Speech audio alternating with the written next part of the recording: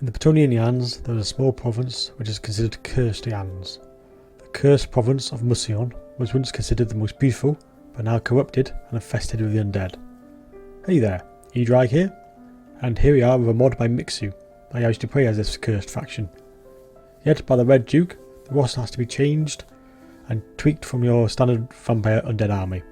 With reskins and some fresh units, I'll be going through this in this video. I'll be going through these new units. For traditional vampire counts, regiments of renown have been removed, and Mixu has added his own unique variations. Mousillon fights slightly differently than your standard undead faction, and Vargeist, Hexwraiths, Black Coaches and Terrorgeists have been all removed from this faction. With new skills for the Red Duke himself, and new buildings. This gives this faction its own fresh feel. I'll be only covering the more unique units. Skeleton Warriors, Graveguards, Black Knights have all had reskins, but are the same unit as before. So let's get started.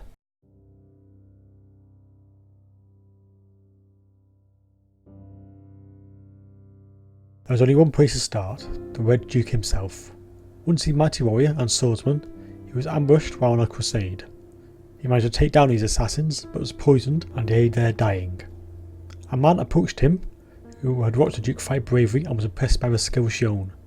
This man happened to be Abarosh, the first of the Blood Dragons, and offered the Duke a chance for immortality, which of course the desperate man did take. Once he was a proud and honourable man, but the blood of Abarosh changed him and turned him into a dread vampire, changing him in mind and body. Now a monster, he attacked the people that used to love him, and now he rules Mousillon as he sees fit. The Red Duke is a combat monster. As you can see from the stats, he's a skilled combatant and duelist. With spells from the Yore vampires, he has some personal abilities as well. El Sif, which is heavily debuffs any hero or Yord, making him one of the best duelists in Warhammer. He also has his weapon, which buffs his combat stats even more, and gives him a bonus against infantry. Putting the Red Duke against any other Yord on foot, who is not a large target, the favourite to walk away. Some unique heroes now. The first is the Black Grail Knight, an undead hero with decent stats, especially on defence. Of course, being undead, he will fight until he crumbles. A useful hero to defend any viable magic user, or just add some more defence to your front line. He can be mounted on a horse and also comes with a buff for all the undead around him, giving him nice damage resistance and melee attack. Also can be equipped with his legendary sword, allowing a breath attack to be used. A reasonable hero, and he's cheap at 900 points, so it can certainly help any of your armies, especially if you have an undead front line. The other new hero is a Chaos Wight. Mousillon can field the other usual undead heroes, such as necromancers and the other casters from the Yore of Death and Shadows. The Chaos Wight here is more attack minded, with a good 290 AP damage. Also, both heroes bring encouragement, keeping their leadership high for any undead faction is very useful. Bringing some abilities as well, like the Mark of Khorne, which gives him better combat stats, and a Hellfire Sword, which buffs his stats even more. There are no mounts available for this hero, so use this hero to pick out enemy heroes or just add more killing power to the front line. Keeping a unit of Graveguard to soak up any damage, and he can be quite the terror in the front line.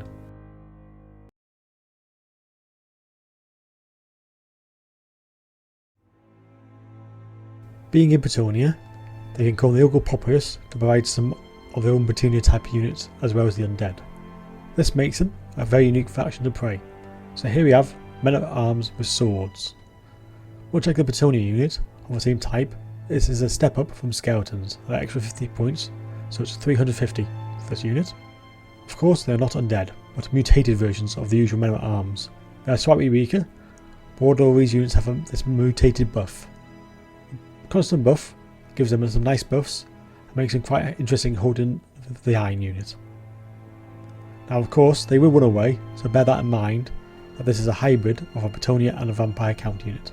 The men at arms also can come with pole arms, giving you a strong anti-charge bonus of 18. These are 550 points and a bit stronger defence, but lack that shield. So your classic Protect the Flanks unit, always useful to have a couple of these units in your armies, to provide out some necessary punch when facing against a large unit. An ethereal unit now, with Waving Hags, coming in at 850 points. And only 60 models, this is quite an expensive melee unit. It does bring some interesting choices to the battlefield, with that 75% physical resistance, like all your heroes have. and at reasonably quick they can go around the army to attack the flanks. This unit has some uses, especially at 22 AP damage, and they can also cause damage with their magical attack. They also have a charm debuff, making them quite handy in most fights. Of course, magic will destroy these units, so pick your fights carefully, as any unit with magical attacks would kill this unit in moments.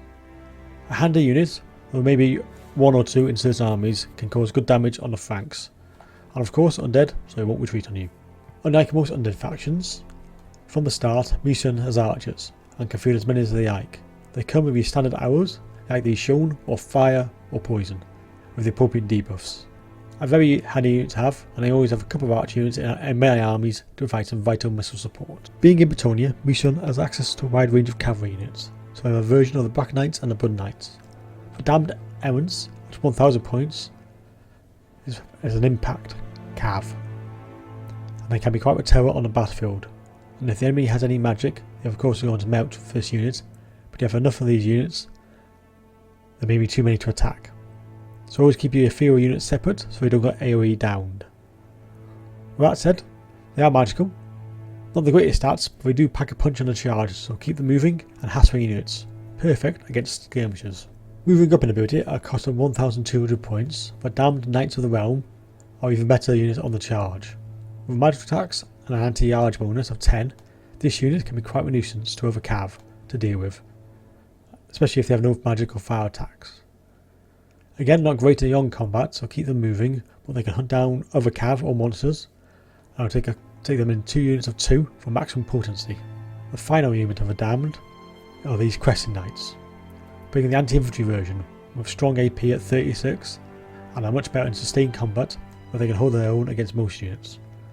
Again, just be careful and choose your target as well, but you can leave them in a fight for a while and with some good stats they are actually there in good health when you check up on them.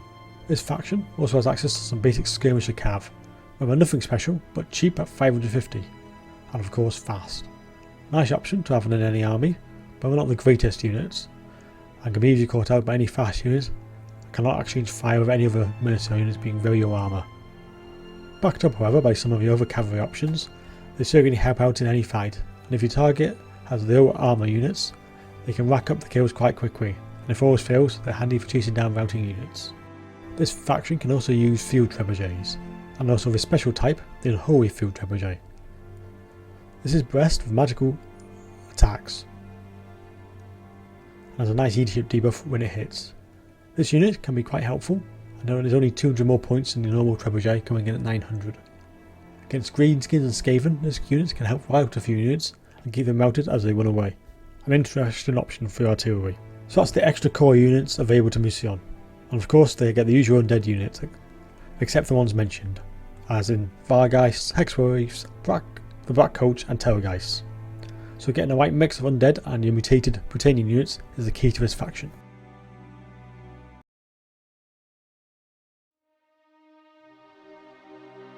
These regiments of renown are based on suggestions and fan ideas and are not from official books, but are based around the lore. So first off we have the Ghosts of Cromwell. A decent inferior unit at 120 strong, with good stats for an inferior unit. They are pretty good, but at 500 points they are really nice. Decent weapon strength, but only 7 AP damage. They're best used against the chaff. It will take a while to take these down, and can be used as a young tar pit to slow down the enemy. As a roster, Mousillon cannot recruit normal warriors, but they do have this regiment of renown at 750 points.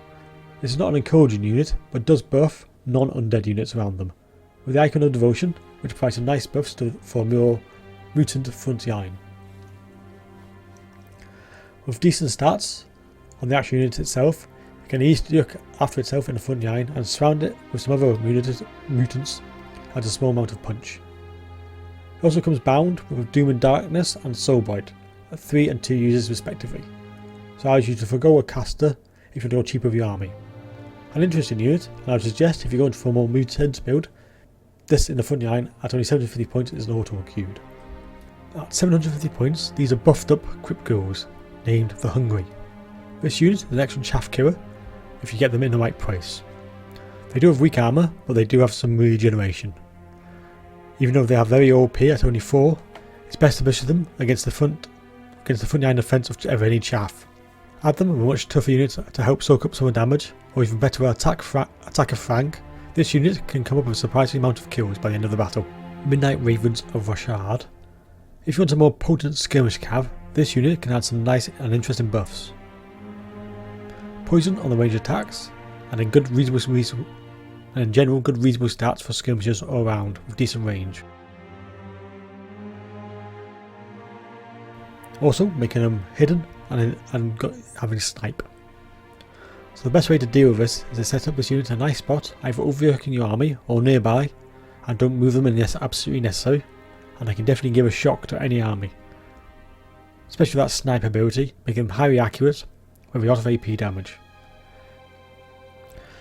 At 800 points, this can easily outperform that cost if you take the benefit of this ability. An excellent anti-charge piece to any army at 800 points, and with poison as well, which is quite rare for an anti-charge unit. With 19 and 17 for AP and anti-charge, they can deal out quite a lot of damage and are excellent flank protectors. With really good melee defense, as well as they are surprisingly strong against cavalry, and can give monsters a bit of a beating. Use them as on a flank, which is weak, or on a third line, to put it into battle with large monsters coming into view. Letting this unit fight chaff is a bit of a weight, especially against standard infantry size units. At 1200 points, the Silver Shriekers are an interesting and versatile unit. Being a fuel, they come with that natural resistance and can be really tough for any animal to deal with. With a frostbite on their weapon, slowing down anything they hit, and making pretty much any unit being able to run away from them. They are quick at 48, making them excellent for bringing into cav who are already committed to a charge, slowing them down, and they will take more damage if they retreat. Also bringing a Blizzard Aura, which reduces damage and melee attack, making them useful in numerous occasions. Excellent for a second charge on any unit to slow them down and debuff the enemy. Not over expensive, but just a handy unit to have a bat on the battlefield to apply their debuffs, and cause some extra damage as their AP at 22 is pretty high. The Wolves Yancers are an under cav unit which hits hard on the charge and at 1300 points, making it a pretty good anti-charge threat. Best used against enemy cav, just take another unit as backup, such as Damn Knight Realm, to add to your anti-charge damage. With a lot of armour and a shield, they are tough in combat, and with poison on the Yancers as well, they can slow down any cav and allow other units to come and help. Bearing the rules of Mission, they encourage other units as well, making them a good solid front line unit to have when they're charging in. The Black Grail Knights are a elite shock cav and are very powerful on the battlefield, even more so than the Blood Knights. With a huge charge and melee defense and attack values to boot, they really get outfought. Pair them with the Wolves Yancers and you struggle to find a more potent cav force. A bonus for the charge of 12, adding even more destruction to any large foe. Want to rule the ground cav? Take this unit and a couple of Knights of the Realm or the Wolves Yancers, and a few things will stop them if used carefully. Pick a target and they will disappear in moments, and this unit will be relatively unscathed. You do have to pay for it though, as there are 2000 points. The Dread Rings. Pegasus formed by Blood Knights, and if that doesn't chill your blood, not much will. At 2200 points, you get a highly mobile anti-charge killing unit, but at some cost. High melee defense, making them solid in any fight, also supporting Frenzy for extra damage. They also have the Frag of the Blood, keeping them quite resistant to range attacks. A tough flying Death Squad, which need to be protected as kept on the move, or use them as a secondary attacks, and pick off any solitary units. They will destroy them in moments with their Frenzy buff. Thank you for watching my overview of Mousillon by Mixu, and I will see you in my next video.